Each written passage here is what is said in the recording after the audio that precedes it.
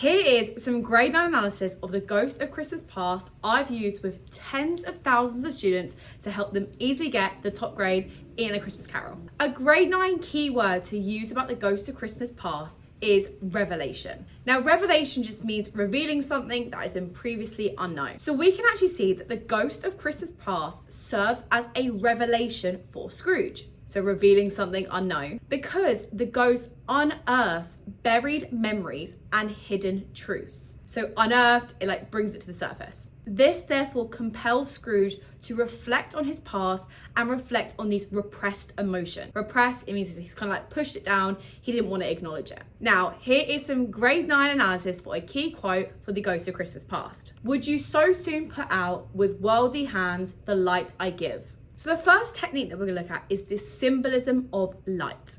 So we can actually see that light is a symbol and it represents knowledge, memory, and then also self-awareness. So here, the light is used to think about physically and metaphorically to illuminate Scrooge's past and the lessons he's yet to learn from it, particularly wanting Scrooge to explore these repressed emotions that he has concealed from the years previously. Also, the attempt to put out the light actually symbolizes Scrooge's want to resist confronting these painful memories and these painful past experiences. He does not want to confront these repressed emotions, and this actually reinforces how he is resistant to change, and he's also resisting redemption. Redemption is being saved from sin, and of course, if we think about light is illuminating, he is then therefore rejecting the illumination of his past in order to be granted redemption. Just as a little bonus on this as well, you can also link it to a motif of light. So a motif is a recurring symbol or theme. So we can see this recurring symbol of light throughout this ghost and also the other ghost presentation. We've actually got a full breakdown on things like motif and really high level ideas simplified on the Lightup Hub if you wanted to get it. I'll put a link in the bio to some free lessons below so you can claim them.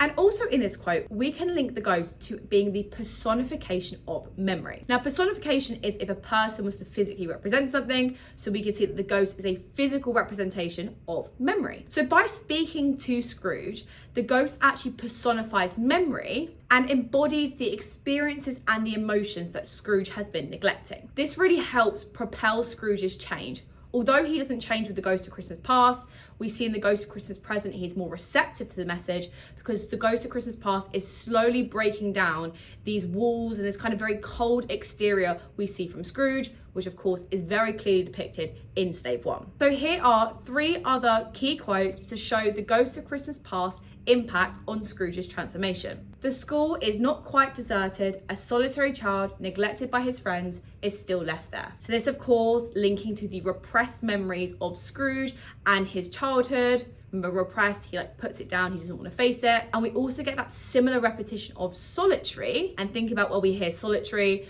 We also hear Scrooge is called as solitary as an oyster. So as a reader, the Ghost of Christmas Past allows us to examine Scrooge's past and how it affects his present. A small matter to make these folks so full of gratitude. So again, the Ghost of Christmas Past is bringing up these repressed memories, linking it to gratitude and showing the jovial and positive atmosphere back in Scrooge's old hometown. Again, to try and remind Scrooge of the emotions, the positive emotions that are associated with community that Scrooge has now ostracized himself from. Ostracized means he's isolated. Another idol has displaced me, a golden one. Now this is really significant because the Ghost of Christmas Past actually shows Scrooge's past failed marriage with his ex-wife, Belle. Belle is basically saying here that another idol has displaced her, i.e. Scrooge is more focused on money than he is loving her. And of course, the fact that the Ghost of Christmas Past brings up this very painful memory, he's trying to bring up these repressed emotions to catalyze, so almost kickstart Scrooge's transformation and for him to be granted access of redemption. Remember, redemption, being saved from sin. So here are 3 grade 9 Dickens Intentions that you can use in your next paragraph about the Ghost of Christmas Past. So Dickens uses the Ghost of Christmas Past to explore isolation because of course we see Scrooge's isolation as a child, as a solitary child neglected by his friends, and of course that can draw parallels to how Scrooge is presented at current. So this actually illustrates the long-lasting impact of negligence and isolation. So therefore, Dickens is suggesting that human connection is essential to the development of an individual, and particularly in developing compassionate individuals who favour social reform within society. Social reform is like positive change within society.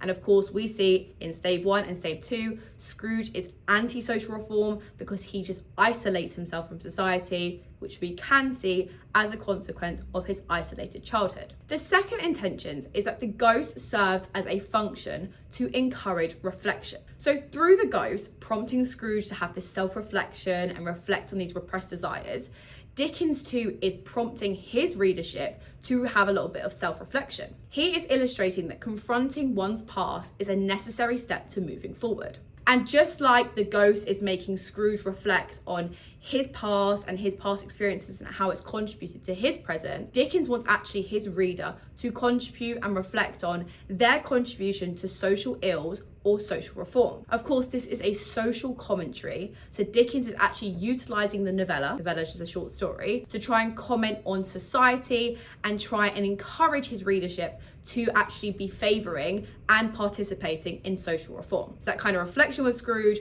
prompts that reflection in his readership. And the third way that Dickens could use the ghost is exposing materialism. So of course, the Ghost of Christmas Past shows Scrooge his past failed relationship as a consequence of Scrooge idolising materialism, so money and wealth, over relationships. So of course, we could see this in the larger context of the novella about how Dickens is trying to illustrate the detrimental, so negative, consequences of prioritising materialism over individuals and helping others. Almost think of like this mini story within the whole context of A Christmas Carol about Scrooge replacing his love for his love of money is really instrumental in us understanding that materialism can corrupt an individual if they are not compassionate, benevolent, loving, and then magnanimous, which means like generous. So if you did like this video, guys, make sure you subscribe because it helps the channel more than you can know.